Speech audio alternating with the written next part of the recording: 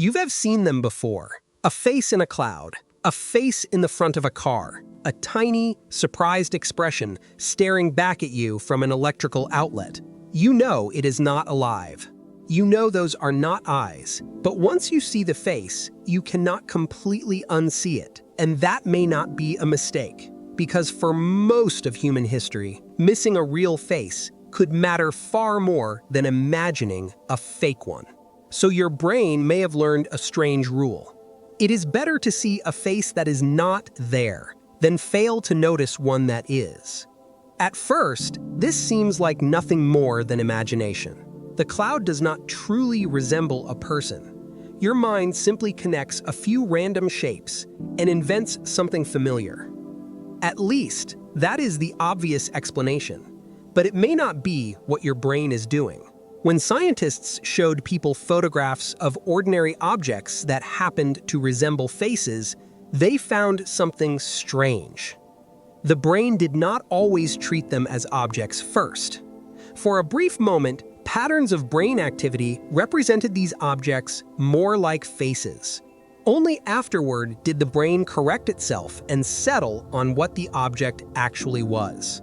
In other words, you may not look at an electrical outlet, think about it, and then decide that it resembles a surprised person. Your brain may detect the face before you have time to decide anything at all. The phenomenon is called face pareidolia. The name sounds complicated, the trigger is not. Give the brain two dark shapes above one lower shape. Arrange them roughly, like eyes and a mouth. And suddenly an ordinary object appears to be looking back at you. The resemblance does not need to be convincing. A real face contains skin, muscles, eyes, a nose, a mouth, and thousands of tiny details. The face on a house may contain nothing more than two windows and a door. Yet your brain accepts the arrangement. Not because it believes the house is human, but because the first task is not to identify exactly what you are seeing. The first task is to answer a faster question. Could that be a face? The human visual system appears to prioritize face-like objects rapidly, and brain imaging research has found that illusory faces engage regions of visual cortex involved in processing real faces. Then, within a few hundred milliseconds, the representation changes. The face fades. The object wins. But by then, you have already seen it. That creates a curious problem. Why would the brain build a detection system that makes such obvious mistakes? Imagine designing an alarm. You could make it extremely precise. It would remain silent until it was completely certain that danger was present. That would prevent false alarms. But it might also react too late. Or you could build an alarm that is extremely sensitive. It would sometimes ring because of the wind, a falling branch, or an animal moving nearby. It would be annoying, but it would rarely miss something important. Face detection seems to behave more like the second alarm. For a social species, faces carry an enormous amount of information. A face can tell you where someone is looking, whether they have noticed you, whether they appear calm, frightened, or angry, whether they belong to your group, whether they may be approaching as a friend or a threat. Long before writing, cities, or screens, other humans were one of the most important parts of a human environment. Failing to notice a face could mean missing a warning, missing a child, missing someone watching from the edge of the group, or failing to recognize another person before they recognized you. Mistaking a rock for a face costs almost nothing. You look again. It is still a rock, but overlooking a real face could cost much more. Scientists cannot observe the exact moment in prehistory when this perceptual tendency developed. So the evolutionary explanation remains an interpretation rather than a recorded fact. But the behavior of the system is clear. It is fast. It is broadly tuned. And it appears willing to sacrifice perfect accuracy in exchange for sensitivity. But detecting the face is only the beginning. Look at a face-like object for a moment. It probably does not appear emotionally neutral. Some cars look angry. Some houses look frightened. Some clocks look disappointed. A bent piece of metal can look exhausted, even though metal has never felt tired. The strange part is that the emotion often seems immediate. You do not carefully calculate the angle of the mouth and compare it with human expressions. You simply see the mood, and once the object has eyes, those eyes can appear to look somewhere. Experiments have found that the apparent gaze direction of illusory faces can influence how people later judge the gaze of real human faces.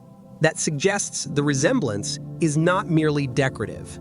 At least some of the perceptual machinery used to process human attention is also recruited by objects that only seem to have faces. Your brain knows that the object cannot see, yet some part of the visual system still reads where its eyes are pointing. A toaster becomes alert. A building becomes suspicious. The front of a car becomes aggressive, without moving. Speaking or thinking, the object enters your social world. This reveals something important about perception. Your eyes do not deliver a perfect recording of reality. They deliver incomplete patterns of light. Your brain then has to decide what those patterns probably mean.